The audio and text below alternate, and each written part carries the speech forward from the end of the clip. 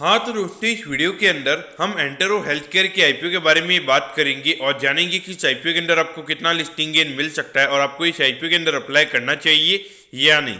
चलिए शुरू करते हैं।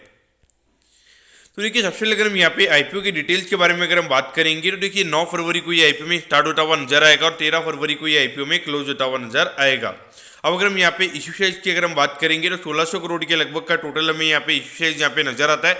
इसमें से अगर हम देखेंगे तो 1000 करोड़ का जो यहाँ पे अमाउंट है वो हमें यहाँ पे कंपनी के पास में जाता हुआ नजर आएगा। बाकी अगर हम 600 करोड़ की अगर हम बात करेंगे तो यहाँ पे जो प्राइवेट इक्विटी इन्वेस्टर्स है और उसके अलावा जो हमारे जो प्रमोटर्स हैं वो भी हमें यहाँ पे थोड़ा स्टेक हमें सेल करते हुए नजर आ रहे हैं। उसके अलावा अगर हम यहाँ पे प्राइस बैंड के बारे में अगर हम बात करेंगे तो 1258 के कट ऑफ प्राइस पे ये कंपनी हमें शेयर देती हुई नजर आ रही है और एक लॉट के अगर हम नंबर ऑफ शेयर्स की अगर हम बात करेंगे तो 11 शेयर्स का लॉट हमें यहाँ पे ये कंपनी का टोटली नजर आता है। उसके अलावा अगर हम यहाँ पे रिटेल कोटा की अगर हम बात करेंगे अराउंड 10% के लगभग का रिटेल कोटा है, यानी कि लगभग 1600 करोड़ के हिसाब से अगर हम बात करेंगे 160 करोड़ के लगभग का रिटेल कोटा हमें यहाँ पे कंपनी का नजर आता है। तो इस पॉइंट ऑफ व्यू से देखा जाए तो यहाँ पे कहीं ना कहीं भली 160 करोड़ के लगभग का रिटेल कोड है, तो अगर हम यहाँ पे 4000 करोड़ की डिमांड अगर हम मान के चलते हैं तो इसके हिसाब से लगभग 20-25 टाइम्स का यहाँ पे जो सब्सक्रिप्शन है वो हमें यहाँ पे रिटेल कोटा के अंदर देखने को मिल सकता है।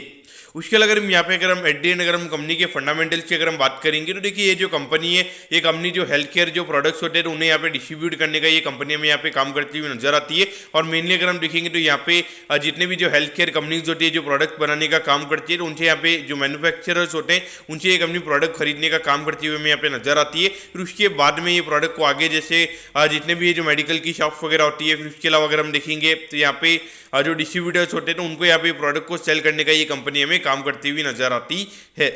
उसके अलावा अगर हम देखेंगे तो यहाँ पे अगर हम अभी तक प्रॉफिटेबिलिटी के पॉइंट से अगर हम बात करेंगे तो अभी तक ये कंपनी हमें लॉस में नजर आती है। आई थिंक अभी लास्ट ईयर में लगभग 11-12 करोड़ के लगभग का ये कंपनी का लॉस था, लेकिन अगर हम देखेंगे तो यहाँ पे लगभग 1000 करोड़ के लगभग यहाँ पे ये कंपनी हमें अभी फंड रेज करती हुई नजर आ रही है। तो उसमें से अगर हम देखेंगे तो कुछ पोर्शन में यहाँ पे कंपनी अपना डेट हमें रीपे करती हुई नजर आएगी। तो कहीं ना कहीं वहाँ पे जब कंपनी डेट रीपे करेगी तो वहाँ पे जो इंटरेस्ट कॉस्ट है वो कंपनी का यहाँ पे हमें बचता हुआ नजर आएगा। उससे कहीं ना कहीं हो सकता है कि आने वाले 1-2 क्वार्टर में ये कंपनी हमें ब्रेक इवन करती हुई नजर आए। लेकिन फिर भी अगर हम देखेंगे लगभग 5,500 करोड़ की मार्केट कैप पे ये कंपनी का आईपीओ में आता हुआ नजर आ रहा है।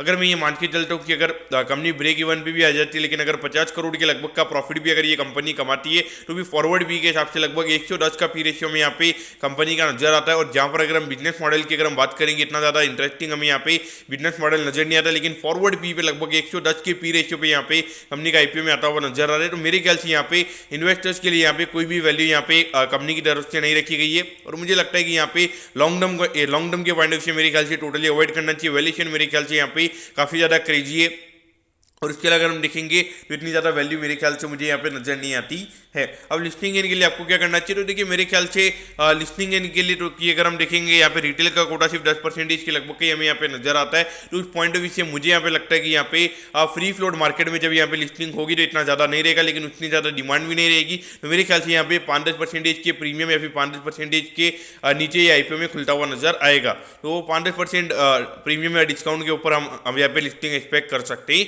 हैं। तो ये मेरा व्यू रहेगा। मुझे लगता है कि यहाँ पे अब बियॉन्ड 10% ये कंपनी हमें लिस्ट होती हुई नजर आएगी। तो उस पॉइंट ऑफ व्यू से मेरा तो व्यू यहाँ पे यही रहेगा कि मैं इसको मोस्टली यहाँ पे 90% मेरा चांस रहेगा कि मैं ये आईपीओ को अवॉइड करने वाला हूँ। दोस्तों मैं करता हूँ कि एंटेरो हेल्थ केयर के आईपीओ के बारे में आपको सब कुछ समझ में आ गया होगा।